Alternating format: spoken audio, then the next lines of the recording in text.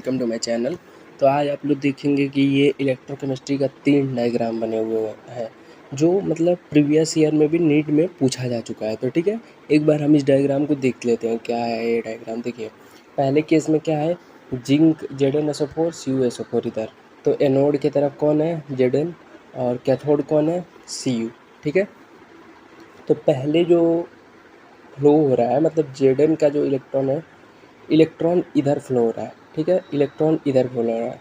आपने सेमीकंडक्टर में पढ़ा है इलेक्ट्रॉन अगर इस साइड में फ्लो होगा तो करंट अपोजिट साइड में फ्लो होगा। ठीक है, अगर इलेक्ट्रॉन इस साइड में फ्लो होगा तो करंट इस साइड में फ्लो होगा। ठीक है, तो देखिए इसमें Zn से डिज़ोल्व हो रहा है और ये किस पे जा रहा है, कैथोड कॉपर पे। ठीक है, तो इलेक्ट्रॉन इस डायरेक्शन से इस डायरेक्शन में जा रहा है, तो करंट इसमें किस डायरेक्शन से, इस डायरेक्शन से इस डायरेक्शन में मूव हो रहा है। ठीक है, तो पहले में क्या हो रहा है, इलेक्ट्रॉन Zn से कॉपर में जा रहा है और इलेक्ट्रॉन इधर को मूव कर रहा है Zn से कॉपर की तरफ, और करंट अपोजिट मूव कर रहा है। ये पहले वाले डायग्राम का वो है। ठीक, अब बी वाला देखिए जिसमें, और एक चीज़ याद रखिए इसमें ई एक्सटर्नल जो है वो 1.1 वोल्ट से कम है, तो इलेक्ट्रॉन अपोजिट डायरेक्शन में फ्लो रहा है। और सेकेंड केस में क्या है, ई एक्सटर्नल जो हम अप्लाई कर रहे हैं, ये जो बैटरी से वोल्टेज आ रहा है वो 1.1 है, तो इसमें no current, no flow of electron और करंट और इलेक्ट्रॉन का कोई फ्लो नहीं होगा, नो केमिकल रिएक्शन होगा। ठीक है,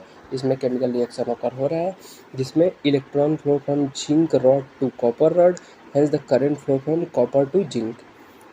Zn dissolve at anode and copper deposited at cathode। ये समझ में आया होगा। अब लास्ट डायग्राम हम लोग दे रहे हैं जो इसका लास्ट पार्ट है, उससे आपको सारा क्लियरिफाई हो गया। सी वाले में क्या है, ई एक्सटर्नल 1.1 से ज़्यादा है। इस केस में क्या हो रहा है, इलेक्ट्रॉन का डायरेक्शन रिवर्स हो रहा है क्योंकि इधर ज़्यादा पोटेंशियल मिल रहा है, हाई पोटेंशियल हो गया। तो अगर इलेक्ट्रॉन इस डायरेक्शन में हो गया तो करंट इस डायरेक्शन में हो गया। तो ये देखिए E external greater than 1.1 volt, electron flow from copper to zinc and current flow from zinc to copper.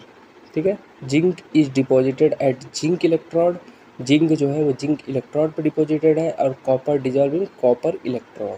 ठीक है, तो ये 3 डायग्राम थे, एक बार रिवाइज कर लेते हैं। पहले वाले केस में क्या था, ई एक्सटर्नल 1.1 से कम था तो इलेक्ट्रॉन राइट डायरेक्शन में फ्लो कर रहा था, तो करंट इलेक्ट्रॉन Zn से कॉपर फ्लो कर रहा था और करंट कॉपर से Zn फ्लो कर रहा था। ठीक है, इसमें केमिकल रिएक्शन हो रही थी।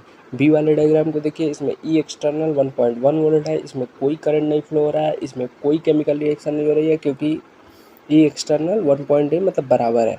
और तीसरे वाले केस में क्या है, ई एक्सटर्नल 1.1 से ज़्यादा है। इस केस में क्या होगा, कॉपर से Zn इलेक्ट्रॉन फ्लो, मतलब इलेक्ट्रॉन का जो फ्लो है वो कॉपर से Zn होगा। ठीक है, और जो करंट का फ्लो है वो Zn से कॉपर होगा। ठीक है, तो आज के लिए इतना ही।